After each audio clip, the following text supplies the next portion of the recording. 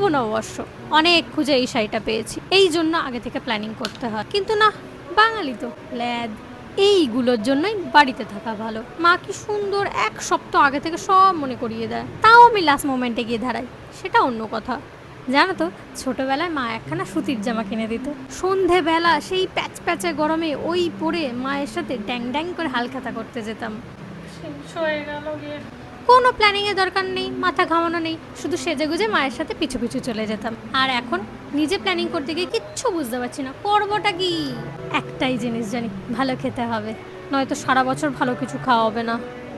বাইরে যা গরম আজ, এই ভর দুপুরে বেরোলে শিওর পোড়া বেগুন হয়ে যেতাম। লাল শাড়িটার থেকেও যেন বেশি লাল লাগে আমার কাছে।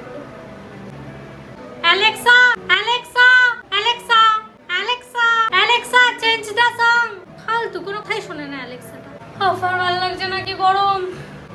এই বছর তো লোকজন দেখছি রাত 12টার পরই নববর্ষ উইশ করছে। হাই বাঙালি হাই, তুই আর বাঙালি না, জাস্ট জোকিং। ও ভুলে গেছিলাম, এটা ছাড়া তো ইনকমপ্লিট আজকের সাজ। আর অ্যাজ ইউজুয়াল সবকিছুর সাথেই ঘুরি পড়ি, সো ঘুরি। আরে আমাদের বাঙালিদের নতুন বছর সূর্যোদয়ের পরই শুরু হয়। সে যাই হোক, তোমরা বলো নতুন বছরে কি নতুন শুরু করলে? আমি তো এই বছর তোমাদের সাথে এরকম আরো ভুরি ভুরি গল্প শেয়ার করবো। সূর্যমুখী আমার অল টাইম ফেভারিট, তবে এই ব্যাগটা আমার কারেন্ট ফেভারিট।